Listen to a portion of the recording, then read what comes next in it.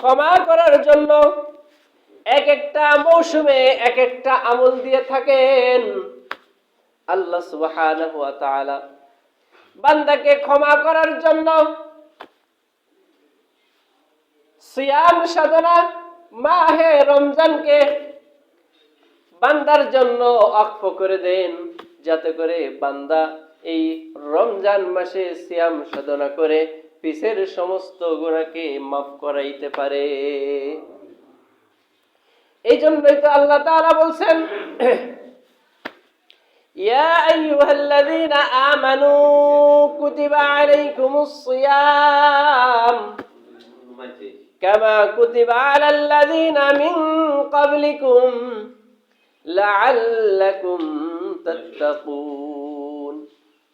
আল্লাহ সুবহানাহু ওয়া তাআলা এজন্যই তো বলছেন, হে আমার বান্দারা, তোমাদেরকে ক্ষমা পাওয়ার জন্য, তোমাদের দুনিয়ার উদ্দেশ্যকে সফল করার জন্য, যাতে করে তোমরা দুনিয়াতে যেই উদ্দেশ্য এসেছো সেই উদ্দেশ্যকে বাস্তবায়ন করতে পারো। এই জন্য তোমাদের জন্য একটা অফার দিয়ে দিলাম, সেটার নাম মাহে রমাদান। নাম কি বলেন? মাহে রমাদান, রমজানের মাস। এই রমজান মাস বান্দার গুনাহ মাফ করার মাস। কি বলেন?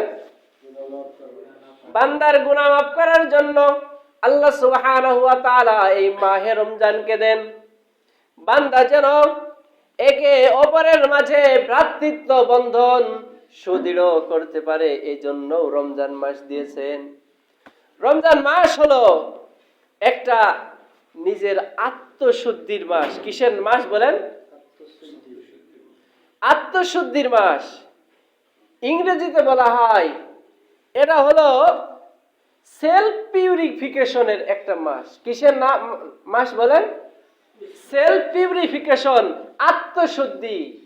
বান্দা যখন এই রমজান মাসে আল্লাহ তাআলার হুকুম মতো, রাসূলের সুন্নাত মতো সেহরি থেকে নিয়ে শুরু করে মাগরিব পর্যন্ত, সূর্য অস্ত পর্যন্ত সমস্ত প্রকার খারাপ কাজ এবং নিজের দুই চোয়ালের মধ্যবর্তী স্থান এবং দুই রানের মধ্যবর্তী স্থানকে আল্লাহ তাআলার আদেশ মতো পরিচালনা করে, হেফাজত করে ওই বান্দার জন্য আল্লাহ সুবহানাহু ওয়া তাআলা জান্নাতকে ওয়াজিব করে দেন। সবাই বলেন সুবহানাল্লাহ।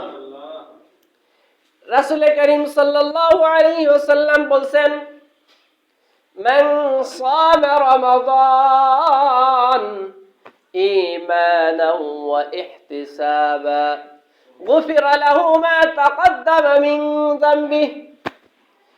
রাসূল করিম সাল্লাল্লাহু আলাইহি ওয়াসাল্লাম বলেন, যেই বান্দারা আল্লাহ তাআলার হুকুম মতো, আল্লাহ তাআলার সন্তুষ্টি অর্জনের জন্য কি করবে? আল্লাহ তাআলার বিধান মেনে রোজা রাখবে ঈমান অবস্থায় এবং সওয়াবের উদ্দেশ্যে, আল্লাহ সুবহানাহু ওয়া তাআলা ওই বান্দার পিছের গুনাহকে মাফ করে দিবেন। তাহলে রোজা রাখার সর্বপ্রথম পুরস্কার কি? পুরস্কার হলো গুফিরা লাহু মা তাকদ্দামা মিন যামবি। আল্লাহ তাআলা ওই ব্যক্তির পিছের জিন্দেগীর সমস্ত গুনাহকে মাফ করে দিবেন। সবাই বলে সুবহানাল্লাহ। আরেক জায়গায় রাসূল করিম সাল্লাল্লাহু আলাইহি ওয়াসাল্লাম বলেন, যে ব্যক্তি রোজা রাখবে আল্লাহ তাআলার সন্তুষ্টির জন্য, ওই ব্যক্তির ব্যাপারে আল্লাহ তাআলা স্বয়ং বলছেন হাদিসে কুদসিতে, আস-সাওমু লি ওয়া আনা আজজি বিহি। রোজা হলো আমার জন্য, আর এই রোজার প্রতিদান আমি আল্লাহ সুবহানাহু ওয়া তাআলা নিজেই দিয়ে থাকি। কাজেই রমজান মাসে যে রোজা রাখবে আল্লাহ তাআলার সন্তুষ্টির জন্য, আল্লাহ তাআলা কি করবে? তার প্রতিদান কে দিবে বলেন? আল্লাহ পাকই দিবেন। হ্যাঁ, এখানে প্রশ্ন আসতে পারে যে আমরা যে নামাজ পড়ি, আমরা যে যাকাত দেই, আমরা যে দান করি, আমরা যে নফল ইবাদত করি, অন্যান্য যত হাজার হাজার ইবাদত আছে, এই ইবাদতের সব কি আল্লাহ দিবেন না? হ্যাঁ, এগুলির সবও কি দিবেন? আল্লাহ তাআলাই দিবেন। কিন্তু আল্লাহ তাআলা ওইগুলির প্রতিদান আল্লাহর নিজে হাত দিয়ে না দিয়ে ফেরেশতাদের মাধ্যমে দিবেন। কি করবেন? আল্লাহ তাআলা অর্ডার করবেন, ফেরেশতারা কি দিবেন যে এই সদকা করার প্রতিদান তুমি দাও, নফল ইবাদতের মানে প্রতিদান দাও, নামাজের প্রতিদান তোমরা দাও, এরপরে মানুষের সাথে সৎ ব্যবহারের প্রতিদান দাও, মানুষের সাথে সৎ আচরণের প্রতিদান দাও, মানুষের সাথে মিষ্টি কথা বলার যে প্রতিদান আছে এগুলি দাও। মানুষের সাথে মিষ্টি মিষ্টি কথা, হেসে হেসে কথা বললে মানুষের সন্তুষ্টি অর্জন হয় কিনা বলেন? হয় না? এই টাকা পয়সা দেওয়ার থেকে মিষ্টি মানুষের সাথে ভালো ভাষায় কথা বলা, এটার দাম কি কম বলেন? না। হযরত আয়েশা সিদ্দিকা রাদিয়াল্লাহু তাআলা আনহার ছোট্ট একটা হাদিস। আয়েশা সিদ্দিকা রাদিয়াল্লাহু তাআলা বলছেন যে এক ব্যক্তি সারা রাত্র ইবাদত করা এবং সারা দিন রোজা রাখার সব পাবে মানুষের সাথে ভালো ব্যবহারের মাধ্যমে। সুবহানাল্লাহ। রাস্তাতে চলতেছেন, একটা মানুষের সাথে দেখা হয়েছে, সেই ব্যক্তি আপনার কাছে বেশি কিছু চাই না, তো চাই আসসালামু আলাইকুম, কেমন আছেন, এটাই তো। হাসিতে একটা কথা বললেন, এর দ্বারাই কি সে সন্তুষ্ট হয়ে গেছে? হ্যাঁ, যেইগুলি আমরা সামনে বসাই চেয়ারম্যান সাহেবরে বলতে পারবো, চেয়ারম্যান সাহেব আমি তো এই যে এই 5-6 মাস এখানেই ইমামতি করি, এর আগে এতেও এরকম তো পরিচয় হয়েছে, আগে তো পরিচয় ছিল না। রাস্তাতে দেখা হলি হুজুর কেমন আছেন, হ্যাঁ কি হুজুর কেমন আছেন, এটা আমার কি জন্য বলবে? ওনার কি ক্ষমতা পাওয়ার কম আছে? না, এটা তার ব্যক্তিত্ব পরিচয় হয়েছে। কি তার ভিতরের অবস্থা আমি জানছি, আমি বুঝে ফেলছি যে একটা, তাহলে কি মুখের মাধ্যমে অন্তরের অবস্থা মানুষ কি করতে পারে? বুঝতে পারে না বলেন? মুখের কথার মাধ্যমে অন্তরের হালাত বুঝতে পারে, মুখের কথার মাধ্যমে ব্রেনের চিন্তা ফিকির প্রকাশিত হয়, হয় না? এই জন্য বলছেন রাসূল সাল্লাল্লাহু আলাইহি ওয়াসাল্লাম 3টা আদেশ করছে যে মানুষের অন্তরকে জয় করার মতো 3টা আমল আছে। কয়টা আমল বলেন? একটা হলো সালাম, আরেকটা নাম কালাম, আরেকটা নাম তাআম। কয়টা বিষয় বলেন তো? সালাম, কালাম, তাআম। সালাম, মানুষের সাথে দেখা হলেই আফসুস সালাম। রাসূল বলছেন তোমরা অধিক পরিমাণে সালামের প্রচলন ঘটাও, মানে কি মানুষকে দেখা হইলেই সালাম দাও। সালাম, হ্যাঁ, এখন তো কিছু মানুষের মাঝে বদ প্রচলন সৃষ্টি হয়েছে। দেখা হইলে হাউ আর ইউ, দেখা হইলে গুড মর্নিং, হ্যাঁ শুভ সকাল, এইগুলির মাধ্যমে কি কোনো সওয়াব হবে বলেন? হ্যাঁ, সওয়াব হবে? এইগুলির মাধ্যমে কোনো মানে গভীর কোনো অর্থ আছে? নাই। কিন্তু সালাম দেওয়ার মাধ্যমে 1 নম্বরে সওয়াব হবে। কি 2 নম্বরে কি হবে? আপনার উপরে রহমত বর্ষিত হবে। কি হবে বলেন? রহমত বর্ষিত হবে। রাসূল করিম সাল্লাল্লাহু আলাইহি ওয়াসাল্লাম আমাদের শিক্ষা দিছে এমন এমন কথা, যেই ছোট্ট কথা এবং কাজের মাধ্যমে আপনিও প্রশান্ত হবেন, যার সামনে বলবেন সেও প্রশান্ত হবে, যে দুনিয়াতেও উপকৃত হবেন, আখিরাতেও উপকৃত হবেন। হ্যাঁ, অনেক সময় সমাজে একজন আরেকজনের সাথে চলতে চলতে অনেক সময় মানে একটু ডিভাইডেড হয়ে যায় না, হয় কিনা বলেন? একটু অনেক সময় চলাফেরার ক্ষেত্রে ভুল ত্রুটি হয়ে যায়, ভুল বুঝাবুঝি হয়ে যায়। এখন এই মহব্বত ভুল বুঝাবুঝি কি সারা জীবন থাকে মানুষের বলেন?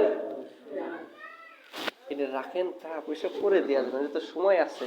আপনারা যদি মুরব সামনের মানুষ এই করে সব থাকবে, আমাদের তো সবাই একটা সময় হবে।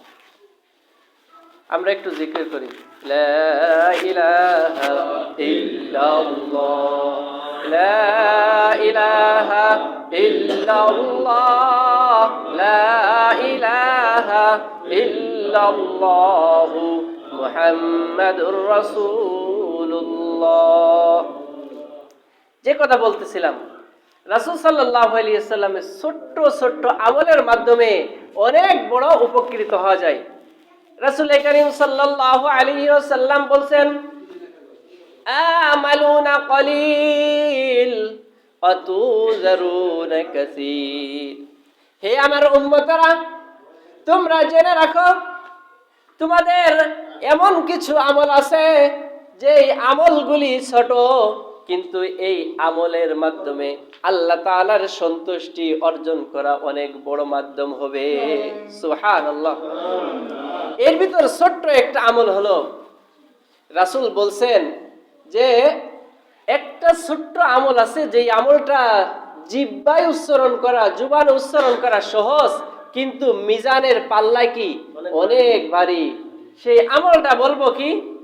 সুবহানাল্লাহি, বলেন, ওয়া বিহামদিহি সুবহানাল্লাহিল আযীম।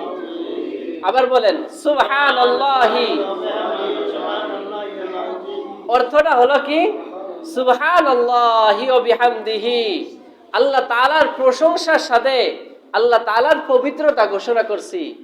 ওয়া সুবহানাল্লাহিল আযীম, এবং আল্লাহ তাআলার মহানত্ব, বড়ত্ব ঘোষণা করছি। অর্থাৎ আল্লাহ তাআলার প্রশংসা করা হচ্ছে। কি হচ্ছে বলেন? তাহলে এই আমলটা আমরা অনেক সময় রাস্তায় চলি, গাড়িতে চলি, আমরা বসে থাকি নিরিবিলি। আর বর্তমান সময়ে তো এক শ্রেণীর মানুষ বলে যে, টিভির দোকানে দাদু বসে রয়েছেন কেন? কাজকর্ম নেই তো, ফ্রি, কি আর তাই একটু টিভি দেখতেছি। আবার এক শ্রেণীর যে এরা কি যেন কয়, যে এই যে কাঠ নিয়ে খেলে, এটার নাম কি বলে? হ্যাঁ হ্যাঁ।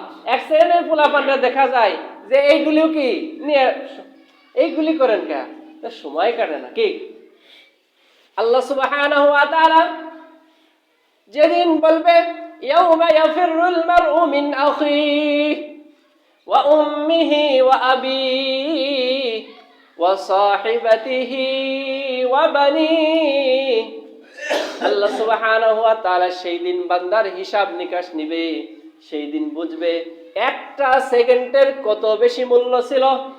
কাজেই আল্লাহ সুবহানাহু ওয়া তাআলা যে আমাদের হায়াত দান করেছেন, এই হায়াতের মূল্য আছে কিনা বলেন?